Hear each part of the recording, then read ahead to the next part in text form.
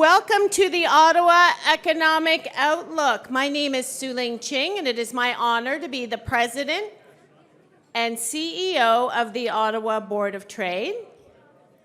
I am joined this morning by my co-presenter, Mr. Michael Curran, the President and Publisher of the Ottawa Business Journal, and we are thrilled to be gathered safely together in our beautiful downtown Ottawa. Ottawa is built on unceded Algonquin Anishinaabe territory. The peoples of the Algonquin Anishinaabe Nation have lived on this territory for millennia.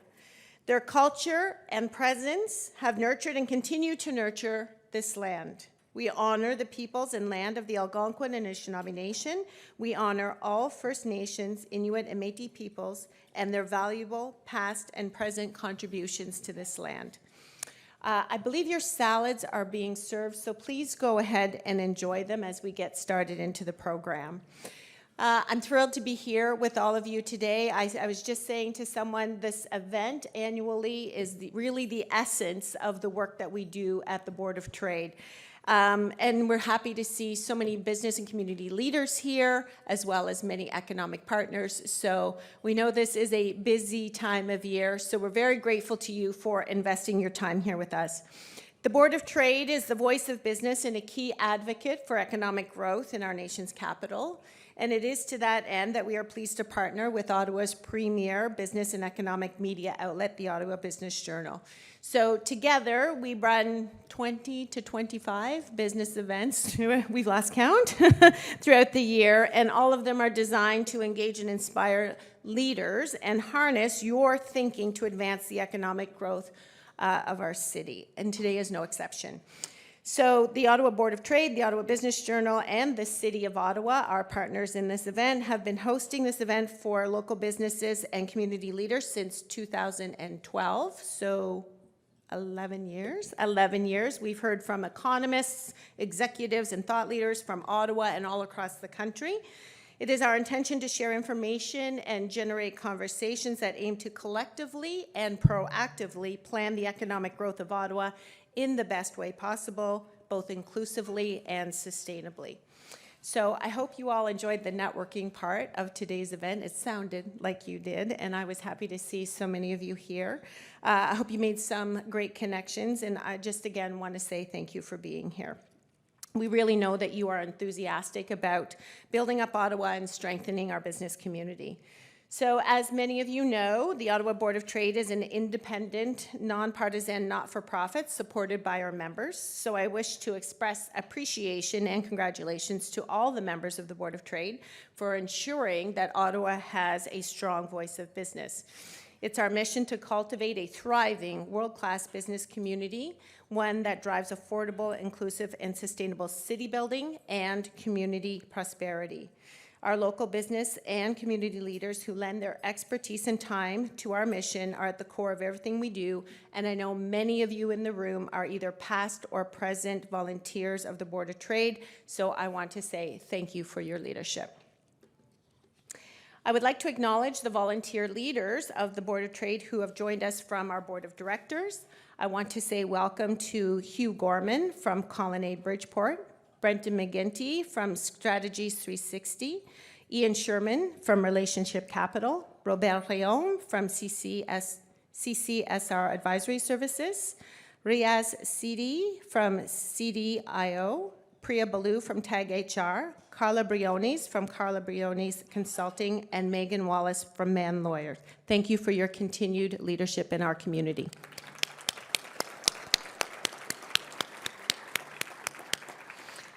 The foundation of how we work at the Board of Trade is through radical collaboration with our members, our volunteers and elected officials, and of course, our economic partners. I would like to acknowledge a few of those key partners who are here with us today. Michael Crockett, the President and CEO of Ottawa Tourism, Cindy Van Buskirk, High Economic Impact Program Manager at the City of Ottawa and the whole City of Ottawa team, and of course, Sonia Shorey, who is the Interim President and CEO of the Invest Ottawa. Thank you for being here today as well. Last but certainly not least, we could not host these events without the steadfast support of our sponsors. So please join me in expressing appreciation for bringing us together. Our lead sponsor, Deloitte, the City of Ottawa, with special thanks to Cindy Van Buskirk, Mann Lawyers LLP, and we're going to hear from Neil Schwartz a little bit later on. So thank you to Neil and to Martha Jacal.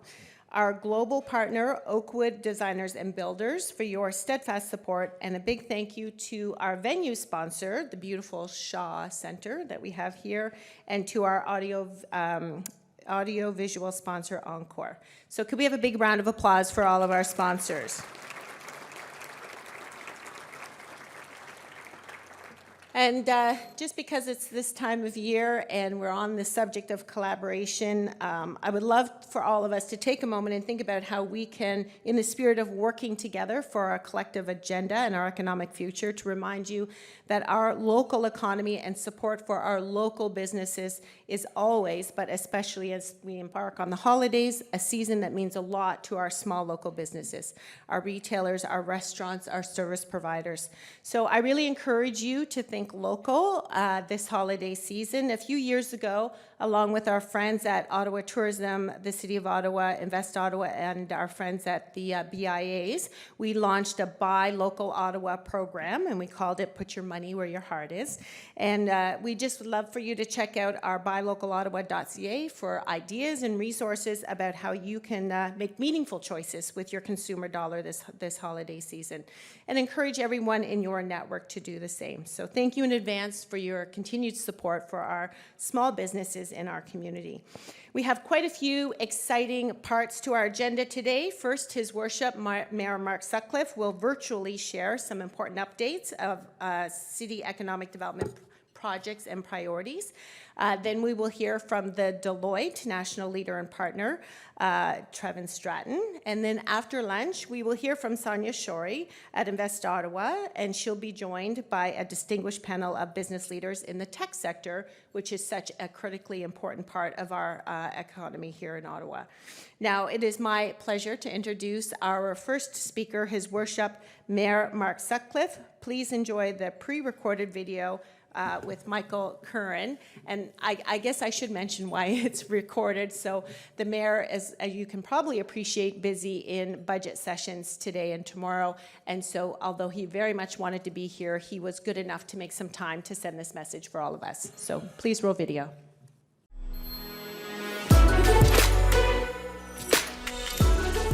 Hi, Mark. Thanks for joining us today. We appreciate the time, and we understand that you couldn't be with us here today in person.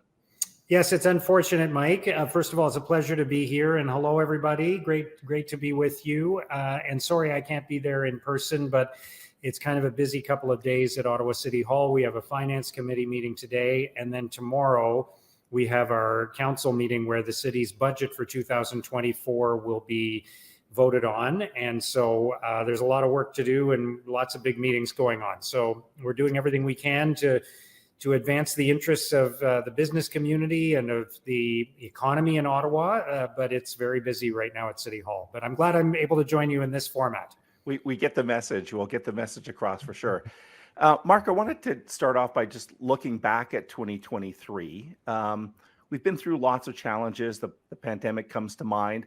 I think the business community is a little cautiously optimistic, understanding that there's all these big issues that seem to be converging. I'm thinking about the downtown core and the housing issues, homelessness, drug use, LRT, so on and so forth. It's easy to get bogged down and a little bit negative on the prospects in front of us. How are you processing 2023? I always approach this from a couple of angles, Mike, and I think you and I have spoken about this before. But first of all, I think we need to remind ourselves of how lucky we are to live in Ottawa. It's a great city. It's a kind and caring community, very generous people, highly educated workforce, wonderful citizens, great businesses, great leaders in our community. I was at the Christmas cheer breakfast recently, and there were all the great leaders of our community. You and I were at a downtown summit a few days ago, and all the people who care about the future of Ottawa were there. Some really great leadership in our community, and I'm really, for that reason, I'm always heartened as I go around the city and see all these wonderful people who are doing amazing things, starting companies, all the stuff that's happening in the tech sector, in the tourism industry. All of that is really exciting to me and gives me great hope about the future of our city.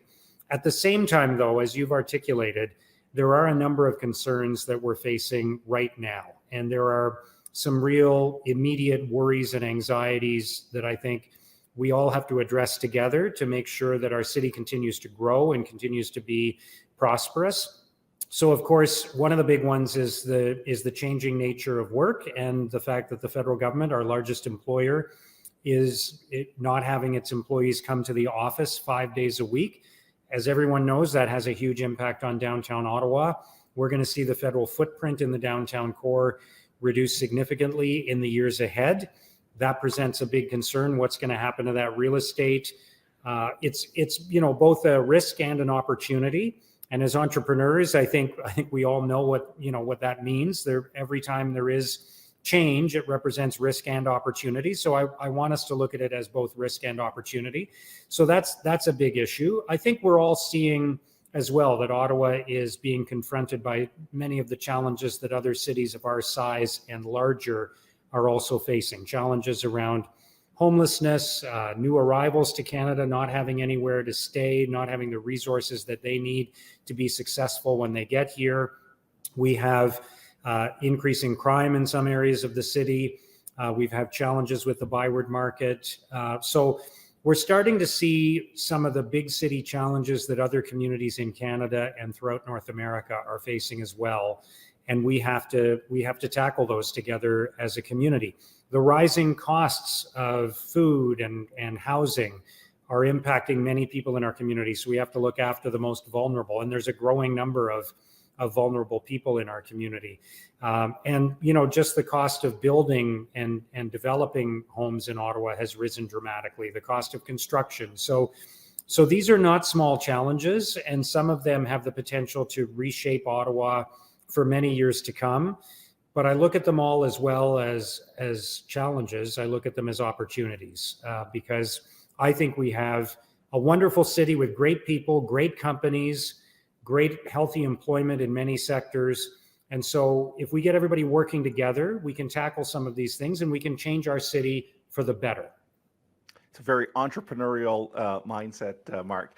I know the Board of Trade has put a lot of emphasis on the downtown core. Of course, they've hired the Canadian Urban Institute and just recently issued kind of a action plan. A lot of the points were recommendations, Mark, were directed at the federal government in terms of payment in lieu of taxes, support for public transit, piloting kind of a commercial to residential conversions. Is the federal government, are you confident the federal government will come to the table and help with the transformation of the downtown core? I'm hopeful. I view this as a responsibility, a duty of the federal government. They're the largest employer in Ottawa. They are making big changes to how they do business in our city, as we just discussed, reducing the number of people who come to the office every day, reducing the number of buildings that they will have in the downtown core. So I feel if that kind of change is going to happen to Ottawa, that the federal government should be our partner in helping us navigate those changes and mitigate those changes and use this as an opportunity to really build a better downtown and a better city for everyone. As many people may remember back in the 1990s when the federal government went through a bit of a downsizing, there was federal investment in helping to retrain employees who were leaving the federal public service so that they could take jobs in the technology sector or elsewhere. So that's not what's happening now, but I just use that as a parallel example that there is history for when the federal government has made changes and it's impacted the city of Ottawa, they've put resources behind that. So I believe that the federal government has a responsibility and a duty to the people of Ottawa and to our local economy to support us through this big transition. This could be one of the biggest transitions our downtown faces in a lifetime because we're going to see the federal government reduce its footprint by 10, 20 buildings, maybe even up to 50% of the footprint that they have in downtown Ottawa. And if that's the case, then that's monumental change, and we're going to need their support to get through this period. And what I would add to that, Mike, is I think the federal government and the provincial government are going to need to help cities in Canada, particularly Ottawa. We're going through some unique challenges, but we can't do it alone. Cities are not set up. We don't have the levers of taxation and other measures at our disposal to tackle some of the big challenges that we're facing around new arrivals to the country, around homelessness, around issues to do with substance use disorder, around crime. We don't have the resources to tackle those alone. So we're going to need help from not just the federal government, but the provincial government as well. Let's stick with the downtown for a second and perhaps talk about a new potential arena. None of us know, of course. You've expressed an interest, Mark, of prioritizing a downtown arena, whether it's at Le Breton or actually downtown. How important do you think a new arena might be in pressing effectively a reset button for the downtown core? I think it's a huge opportunity for our city. And first of all, I would say, we're talking about getting more people downtown.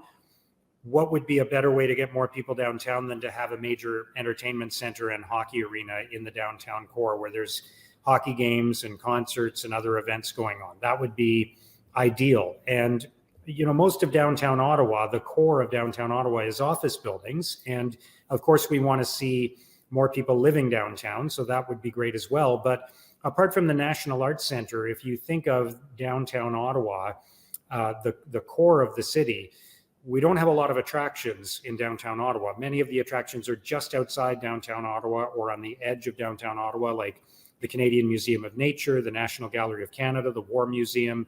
So to have another attraction right in downtown Ottawa and to have it be a big, big attraction like a new event center and NHL arena, I think would be a huge opportunity.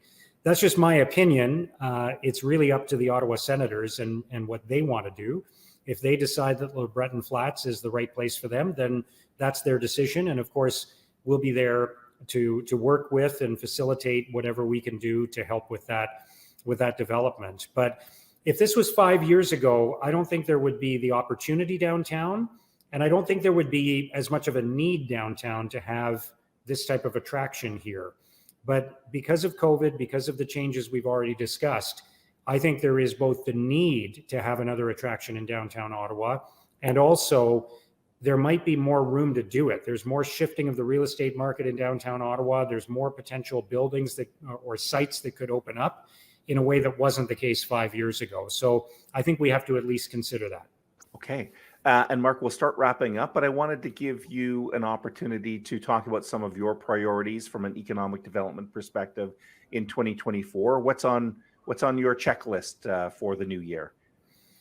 We've talked about a few things already, Mike. I'm very concerned about and also excited about downtown Ottawa. So I want to work with the Board of Trade and with others to identify the things that are going to really make a difference in terms of how we tackle that challenge. I think there's a huge opportunity to work with the universities and colleges, and I've met with all of them already.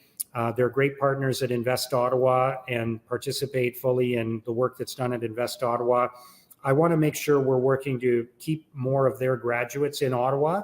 We often work so hard to attract people to our city to come and work here or start businesses here. We know that talent is the biggest driver of our economy.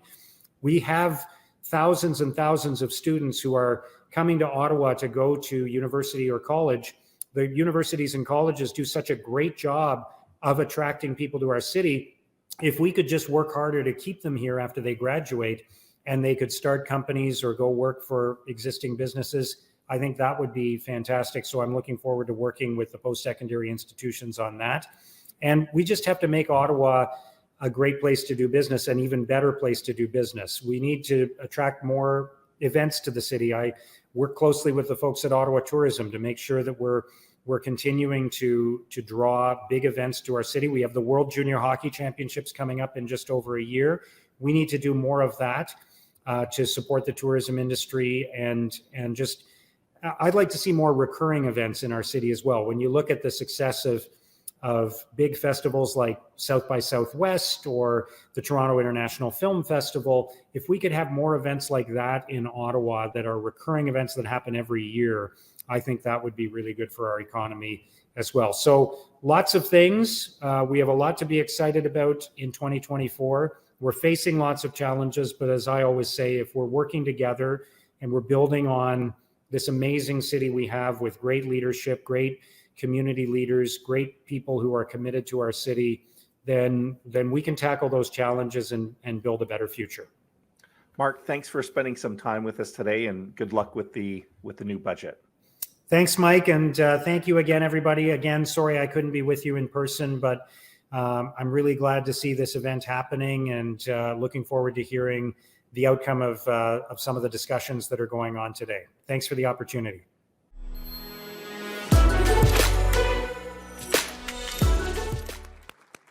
So the people from the City of Ottawa make sure he knows that we all cheered for him. Thanks, Michael, for leading that great conversation, and it's really exciting to hear about what's on the mind of the mayor, and I know at the Board of Trade we're very grateful for the partnership of his office and the city as a whole, so thank you.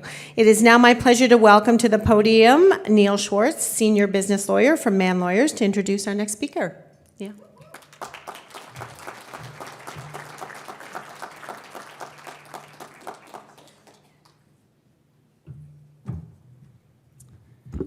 Good afternoon, everyone.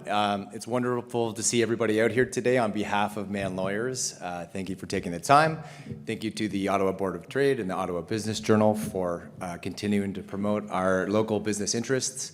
And thank you for Dr. Trevin Stratton to attend this year and present his economic outlook. You may remember, if you were here last year, Dr. Stratton was here and presented, so he made a few predictions, and I wrote them all down. I thought we would just take a quick inventory of how we did last year, and so, yeah, no, just kidding.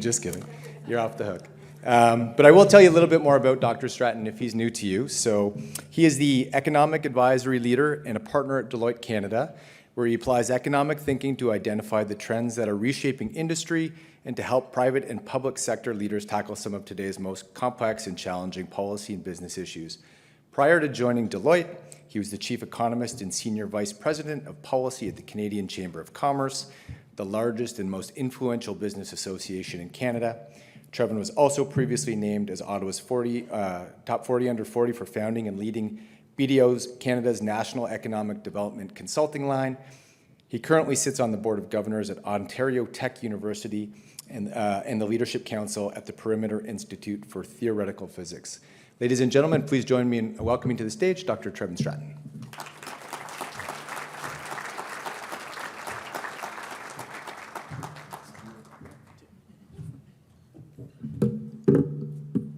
Wow.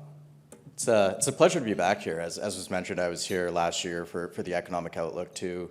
And so, first of all, I want to thank Ottawa Board of Trade, Ottawa Business Journal for the invitation to be back here. In my role, I do a lot of Economic Outlook presentations, but it's fair to say this one's my favorite one. And it's for two reasons. So as was mentioned, I lead the economics practice here nationally in Canada. I'm also the Americas leader, but I'm an Ottawa boy. I'm from here. I grew up here. I still live here. And so it's an honor to be able to kind of talk about the Ottawa economy amongst business leaders that are from here too and working here to talk about what's happening and what the forecast is going forward too. Secondly, as was mentioned, I used to be the chief economist at the Canadian Chamber of Commerce as well. And in that role, I was there right at the beginning of the pandemic and worked very closely with Sue Ling and the Ottawa Board of Trade on ideas on how to support businesses and policies. And so it's always a pleasure to be back here and be part of the great work that Sue Ling's doing to support businesses here in Ottawa as well. So what I wanted to do is give you a little bit of a lay of the land of what's happening in Canada and specifically in Ottawa, or maybe what the trends that are happening economically in Canada, how they impact Ottawa. But to give you kind of the short and sweet of it, first of all, instead of, I thought I'd kind of give you a bit of the lay of the land. So first of all, I'm going to show you a lot of data that, is happening in the economy right now when it comes to inflation, when it comes to housing, when it comes to business investment. But what I would say is fair to say is that right now we're in a bit of a downturn. whether you define it as a recession or not, and a lot of economists have different definitions for what is a recession. But right now, economic conditions aren't that great. They probably won't be for the next few months, into Q1 of 2024, but then they'll probably recover. We're projecting a relatively mild, relatively short downturn or recession, whatever you want to call it. And mainly that's because of what's happening with elevated interest rates, putting a lot of pressure on housing, on consumption, putting a lot of downward pressure on economic growth going forward too. One of the bright spots is that, depending on who you ask, is that the labor market remains relatively tight, which of course can contribute towards growth, but of course also makes it rather challenging for another number of businesses to be able to find talent as well, which of course can always be a challenge, or has been for the past few years. So I did want to kind of get into some of the data that we're talking about here. But first I thought I would give you a global picture as well before getting to Canada, because there's a lot of stuff happening even today in the global economy for those of you that have been reading the news this morning. And so the economic outlook globally is relatively similar for Canada in terms of, actually 2023 has been surprisingly better than expected for the global economy, and for Canada in some ways too, or rather the downturn, which might have been expected earlier this year, ended up happening later, and is happening right now. But then we're seeing a lot of softness next year globally because of similar reasons that we see in Canada, because of elevated interest rates, because that's putting downward pressure on growth and consumption. Globally, we're also seeing quite a few trade challenges as well happening, and of course, there's a lot of geopolitical uncertainty that's happening in the Middle East and Ukraine right now as well. And of course, what's happened this morning is that China is facing a bit of a debt crisis right now too, for those of you that have been paying attention. A lot of people, a lot of households defaulting on their debt, and that's even resulted in Moody's just downgrading China this morning when it comes to their debt picture or their credit risk. And so obviously a second largest economy in the world like China, that's going to have, that's a bit of a new wild card. That's going to put a bit of downward pressure on growth going forwards too. But to get to the Canadian picture, I did want to just give you a bit of a picture of what we're seeing going forward when it comes to the economy. I did want to note for the AV team, I don't see the slides on the television here. I mean, I could just go over here too if that works.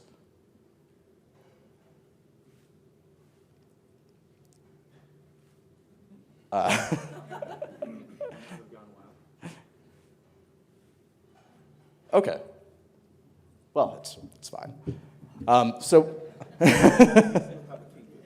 Yeah.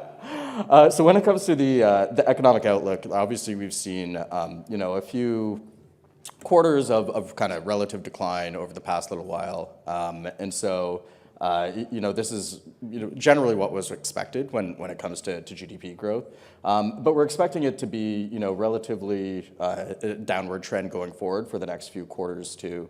Now, what I did want to kind of point at is that we do see kind of recovery happening later next year.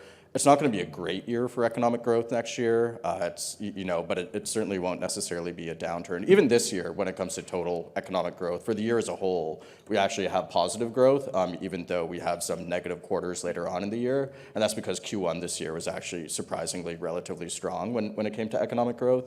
Next year, we're probably looking at somewhere below 1% growth for Canada as a whole, but overall our economy will recover and will still be growing, though at a lackluster pace.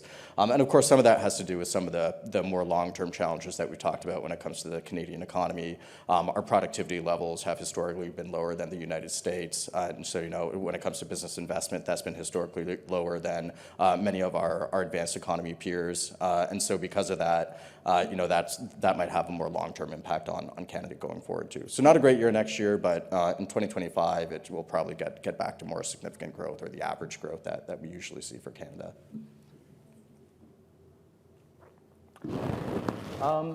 Sorry, it's really hard for me to read this. Labor market, perfect. And so, we've seen relative tightness in the labor market in Canada. And so this has happened since the recovery from the pandemic. Labor is very much in high demand. We actually did a bit of a deep dive into this at Deloitte, because one of the most common questions I get is, where have all the workers gone, basically? And Some of it has to do with demographics. So there are a number of Canadians that ended up retiring a bit earlier when the pandemic hit than they were initially planning. And so there was a bunch of labor supply that ended up leaving the economy. Secondly, there were a number of Canadians, actually what we call core working age Canadians, people 25 to 54, and their labor force participation actually went up during the pandemic, but it wasn't enough to offset the amount of Canadians that decided to leave the labor market. Now, many of those Canadians that decided to potentially retire early might have not been anticipating what was going to be happening in the economy later on when it comes to increased interest rates, when it comes to increasing cost of living. And so something I'm keeping a very close eye on is whether a number of those Canadians end up coming back into the labor force. We haven't necessarily seen that just yet, but certainly when it comes to changing economic conditions, that's a possibility as well. The other thing I should mention is that there's a bit of a mismatch between supply and demand when it comes to the labor market too.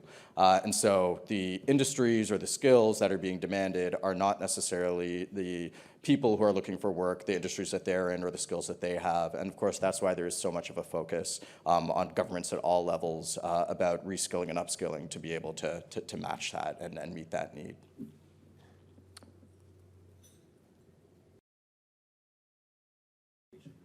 Yeah, when it comes to population, so obviously there's been quite a bit of newcomers coming to Canada over the past few years, and targets are going up over the foreseeable future.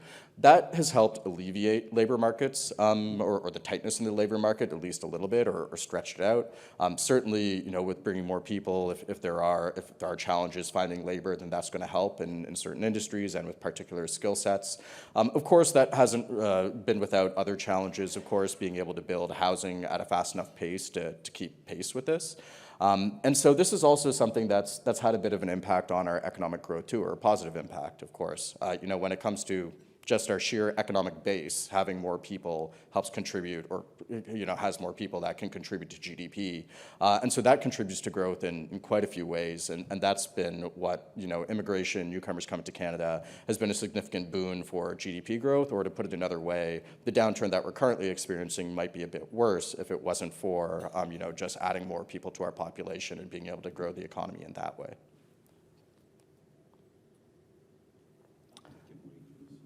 And so when it comes to the uptick in wages, something I should mention when it comes to newcomers to Canada as well too is that even though it might be increasing our GDP or our economic base, it hasn't necessarily increased GDP per capita, or there are a number of economists out there that say we're actually in a GDP per capita recession, because apart from just our economy growing as a proportion of our population size has been going down for a few quarters already, even predating what people might call the downturn just for sheer GDP right now too.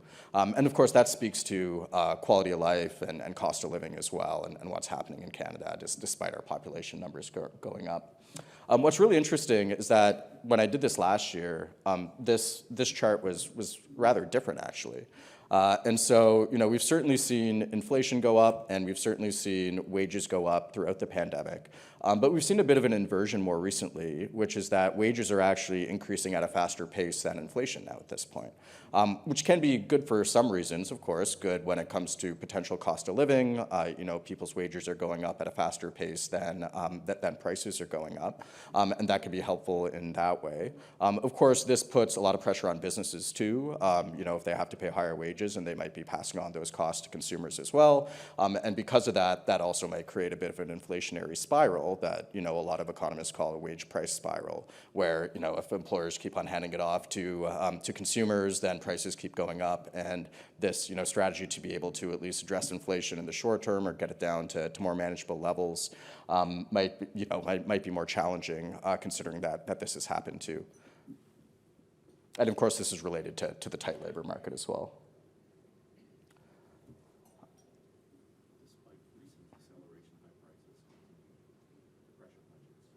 And so when it comes to household debt levels, this is something that we're really looking at right now. And so, certainly there's been a lot of pressure on households. But at the beginning of the pandemic, as you know, there were a lot of CERB payments that went out. People weren't able to spend money in the same ways that they used to when there were lockdowns in place. And so at the beginning of the pandemic, there was actually quite a bit of savings that built up in bank accounts, at the beginning of the pandemic, that as the economy started to open up, a number of Canadians started to spend, and their savings started going down. But because there was such a buildup at the beginning, it was still relatively healthy. What we're seeing now is obviously with interest rates going up, this is putting a lot of pressure on household financials. So, a lot of households are now diverting a lot more of their income towards paying off their mortgages or paying for food to put on their table. And that has an impact on consumption of other parts of the economy, right? When it comes to consumption of goods or consumption of other services, just when it comes to disposable income in general, a lot more of that money is being diverted towards interest payments and paying off debt than it used to be just a year or a year and a half ago. And so this is having quite a bit of an impact on the Canadian economy. And as many of you know, when interest rates start to increase, it takes a while to work its way through the economy, usually somewhere between 6 and 12 months. Now we're around 18 months past the time when interest rates first started to increase, and it's really starting to bite. Because it doesn't happen all at once. It takes time for people to renew their mortgages. It takes time for this to work its way through the economy in terms of higher prices, because of higher wages, as I just showed in the previous slide. And this is what's really starting to bite right now. That is really having us in a situation that's not great for the next few months. And certainly, I'm sure many of the businesses in here and many of the businesses that I talk to as well are talking about a rough few months right now. But then being able to come out of it somewhat early in the new year and looking more towards growth then.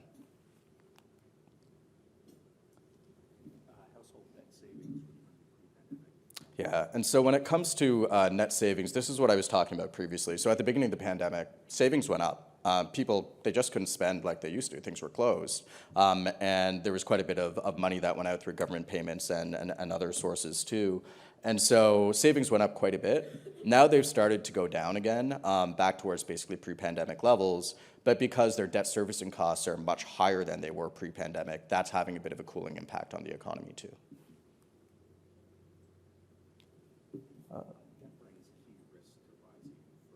Yeah, and so the real risk right now is are these debt levels and debt service payments that's happening in the economy right now. This is really what's cooling it. And a lot of this has been done on purpose, right? I'd be remiss if I didn't say that. Part of the strategy to be able to address inflation was to raise interest rates to be able to cool the economy so that we could at least, maybe have a tough time in the short term for a few months, but not necessarily have long-standing high inflation. Now, whether inflation will go down to its target is still a question, of course. It's still above it. But this was all somewhat part of the plan to be able to cool the economy when it comes to this. And so we're really seeing it hit right now. And so this is what I mentioned when it came to consumption. So because there are a lot more payments going towards debt, going towards mortgage payments, food costs are higher, but this is having an impact on consumption in other areas.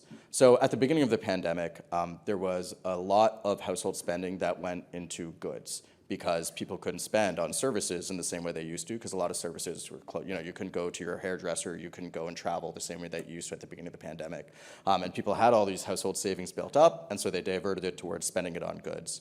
Then the economy reopened, and they went a bit back more towards their previous spending habits, and they also hadn't been able to spend on services in the same way that they had previously. And so there's a bit of pent-up demand, and so there was a lot of money that went into spending on services. What we've seen now is a bit of a hit just in spending in general, whether it's on goods or services. And certainly we saw that when we look at holiday spending, in some ways spending is up just because prices are higher, but when you look at consumer intentions, they're not necessarily planning to spend as much as they have in previous years, because a lot more of their household income is going towards other areas of the economy.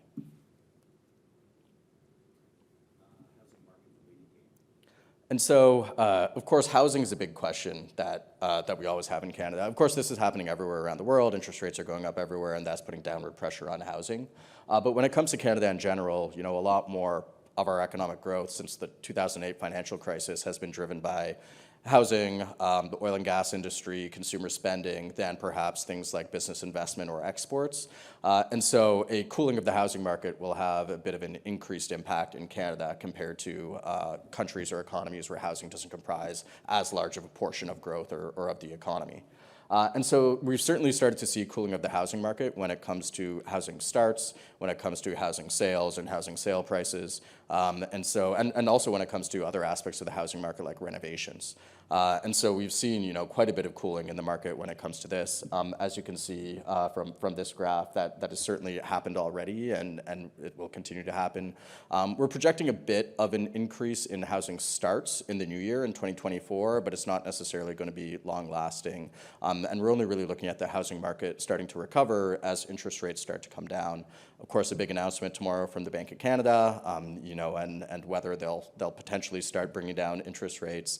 We're probably projecting that they'll stand pat, tomorrow, but maybe in the new year be able to start bringing interest rates down. And of course, that will have a beneficial impact on the housing market and on these debt levels that I've been talking about as well, though once again, there's a bit of a lag time for that to be able to hit mortgages and households too. And so the next graphs generally show, a bit of a picture that I was talking about when it comes to the rest of the housing market. So certainly when it comes to new housing starts, we're projecting a bit of a decline. I should mention that this is also impacting rents, even though I don't have it on a graph here too. If fewer people are able to afford mortgages or afford homes, then they might move more towards rent. And because that's creating increased demand for rentals, that's pushing up rental prices as well, which we've certainly seen in Ottawa, but seen around the country too. And then of course, with our population increasing at the same time as well, that's putting added pressure on rents and housing right now too, which is of course a huge source of concern for a number of Canadians. And then, as I mentioned, when it comes to different aspects of the housing market, things like renovations too, we've seen a bit of a hit there as well when it comes to different parts of housing too, because people, if you don't expect to be able to sell your house at a higher price by renovating it or investing in it at a future date, then you're probably going to be less likely to, even in spite of the fact that people might just not have as much disposable income to be able to use for that purpose too.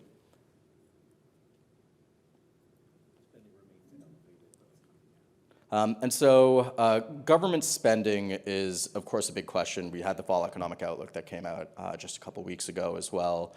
And so certainly, this is starting to be a concern, or maybe to tie it a bit more to what Mayor Sutcliffe was talking about as well. There are going to be a lot of needs for governments, including the federal government, to be able to support the economy in this type of downturn or for the next foreseeable future, or if we're having cost of living crisis. But because government finances at the federal level and at provincial levels and at municipal levels, as Mayor Sutcliffe said, are challenged right now because of a lot of the spending that we've previously done and a lot of programs that we have in place that are going to continue for future spending too, that reduces the flexibility of governments to be able to, look at stimulus or look at supporting other levels of government too, because they're not necessarily in a great situation. I've talked a lot about households and household debt servicing, but governments have to service their debt as well. And so, when it comes to debt servicing costs of governments too, they may have borrowed quite a bit at the beginning of the pandemic. Interest rates have gone up, and they certainly need to be able to service their own debt as well. When it comes to our debt servicing rates, I think I have that on the next slide. Yeah. And so, the federal government's debt servicing rate is basically, in terms of dollar amount, is pretty much the same level as it was when we had an inflation crisis, in the early 90s and some really tough fiscal decisions to make in the 90s as well. Now, that's just in terms of dollar amount. Obviously, our economy is much bigger now than it was in the early 90s too, and so as a sheer proportion of our economy, it's a bit of a better picture, but that gives you a bit of context as to, the levels of debt that we're experiencing right now too.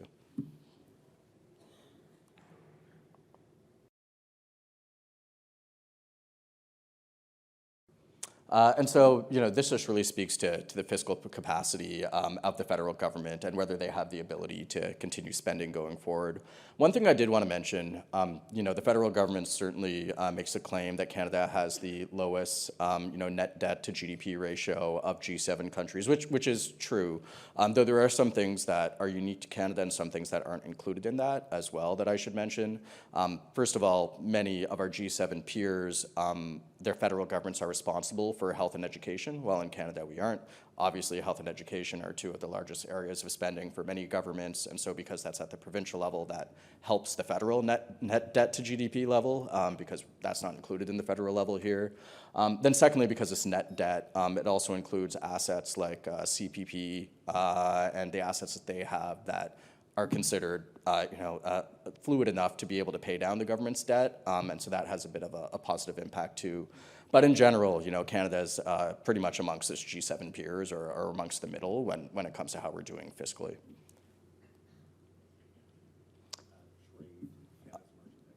One thing I did want to mention when it comes to, I mentioned that a lot of our drivers of growth have been housing, consumption, government spending, and when it comes to the private sector, oil and gas investment, at least historically, and by historically I mean quite a few years ago now at this point.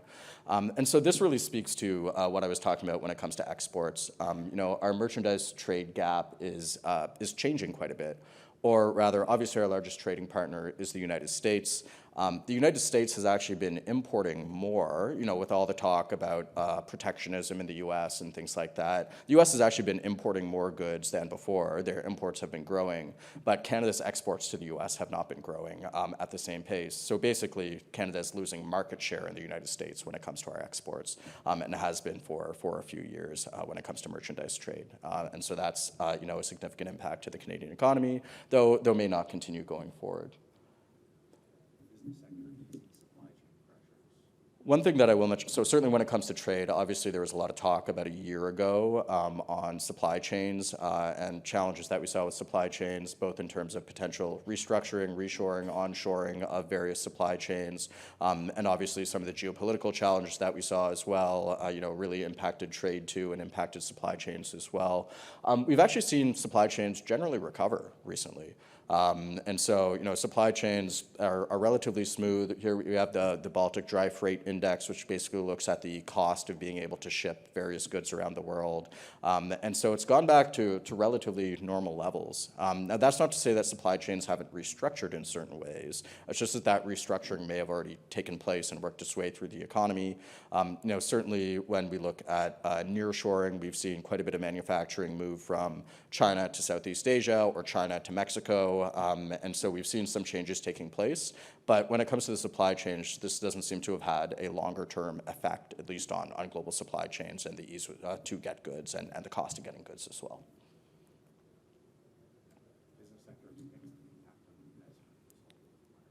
Yeah, and so when it comes to the business sector, there are different impacts when it comes to business investment of higher interest rates. And the real hit that we saw is on machinery and equipment. So a lot more businesses or a lot fewer businesses are investing in machinery and equipment than they would have if interest rates hadn't gone up. It's quite possible that they were planning on financing those, and so that's taken a bit of a hit when it comes to business investment right now. And as I mentioned, Canadian productivity has been an issue for the past little while, and so one of the reasons why is because Canadian businesses aren't investing in things like technologies and skills at the same rate as our American counterparts or others, our South Korean counterparts have been doing, and if rising interest rates have had an increased impact on things like machinery and equipment, that might kind of double the hit a little bit as well. One thing I do want to, and it's not directly related to Ottawa because I have some Ottawa data in a second, but that when we talk about the Canadian economy, we also need to talk about the energy sector as well. And when it comes to business investment, a much larger proportion of private sector investment in Canada has historically gone to the energy sector than the energy sector comprises of the total Canadian economy. And so the energy sector in general punches above its weight when it comes to business investment in Canada. And what we've seen is that even though the energy sector has generally recovered, investments recovered a little bit, oil prices have recovered since the beginning of the pandemic, that investment in the energy sector in Canada hasn't gone up with that. And if you look historically, prices and investment have pretty much followed the same trend line, but more recently they've started to diverge. Now that, of course, that could be for a few different reasons. It could, of course, be because many businesses or investors are focusing on ESG investments and looking at the environmental impact of those types of investments. Of course, it could be for other reasons too, partially some of the regulatory challenges we have in Canada for the energy sector too, and a lot of investors don't necessarily have confidence that their investments in the energy sector in Canada will be able to come to fruition. In any case, this is something very different that has impacted the Canadian economy when it comes to business investment and growth going forward.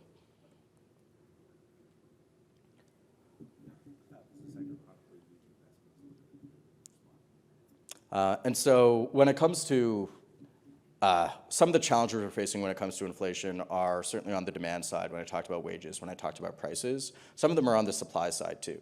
And so if Canadian businesses aren't able to produce the same amount due to productivity with the same inputs as other countries, or if they're not investing at the same pace as other countries as well, that this also can potentially have an impact on inflation, right? It's supply and demand, and even if demand's coming down, supply is still not able to kind of keep up, then that could, of course, create longer-term inflationary pressures as well.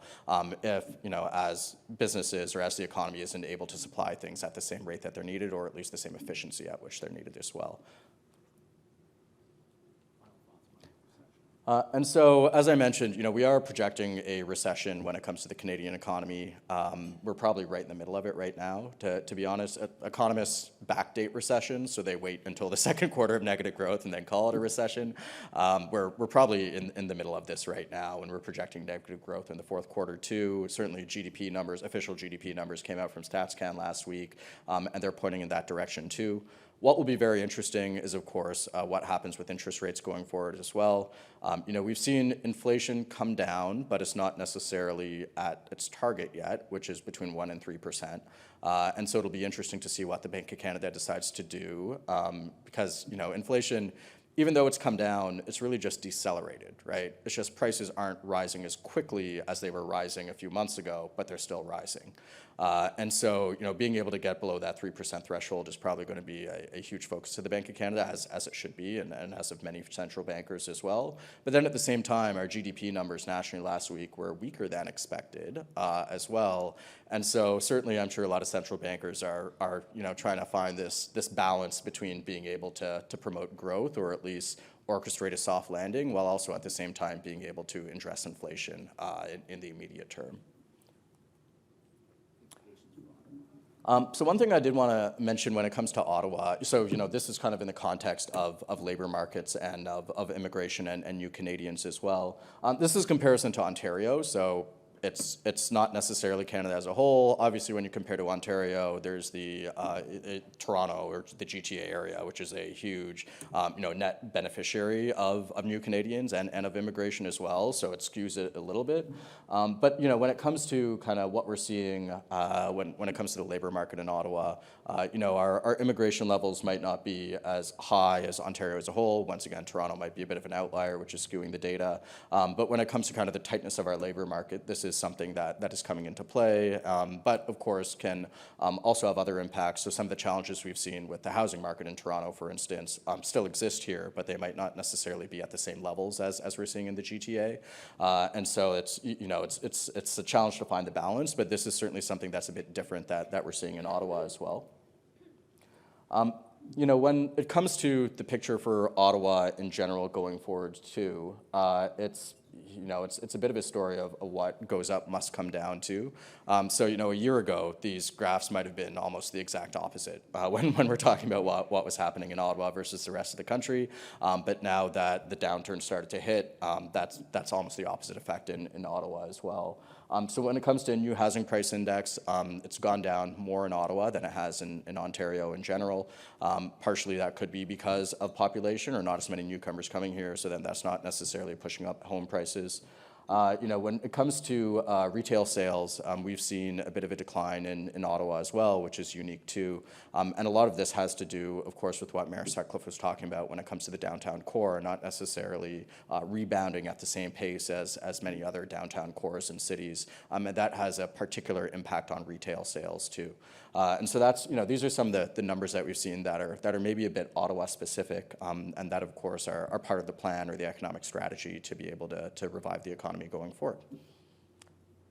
And so why don't I leave it at that? How did I do for time? Not bad. And open it up to some questions.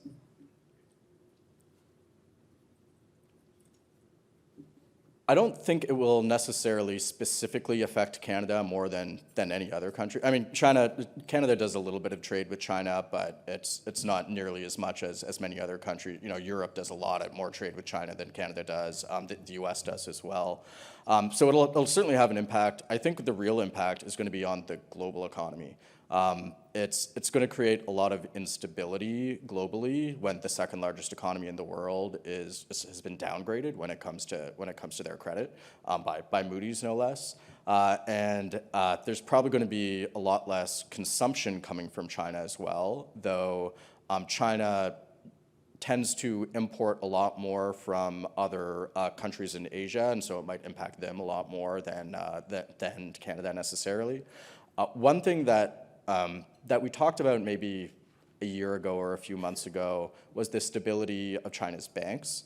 And what's interesting to me will be to see whether this impacts the financial sector. Because certainly if you have a number of consumers defaulting on their debt, then that can have a pretty big impact on the financial sector.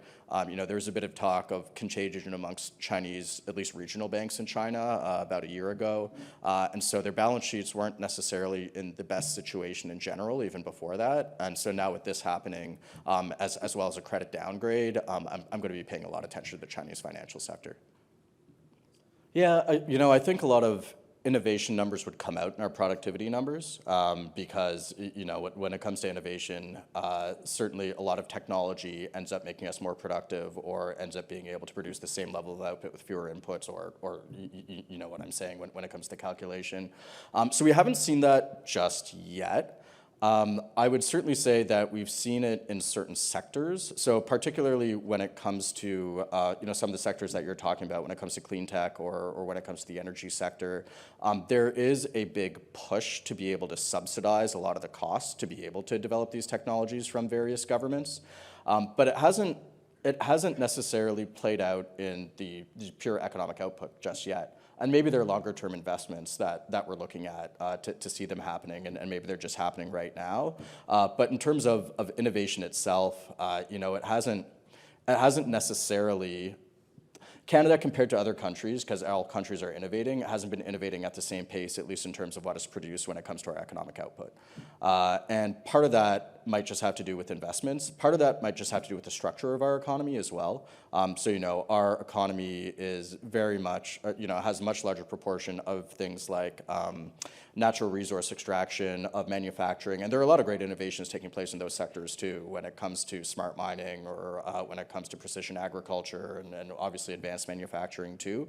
But certainly that also might play an impact just in terms of the structure of our economy or the industries that have historically driven it and their levels of innovation being able to drive forward versus creating new industries.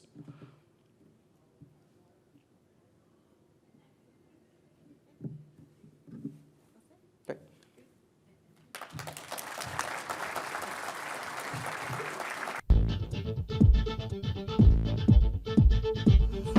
Imagine a city where people from every walk of life can thrive, fulfill their dreams today and years from now.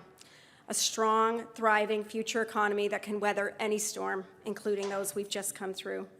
One that creates a more affordable and higher quality of life. One that offers the chance to work with great firms, get high-paying jobs, while making an impact on our society and our environment. One that helps entrepreneurs build companies with deep roots here that grow and succeed. One that gets its share of global markets that are emerging and driving global revenue here into our local economy. One that offers our children and future generations an opportunity to build a great career and an even better life. We are creating this future together right here in Ottawa, and our team at Invest Ottawa is so proud to be a part of it with you.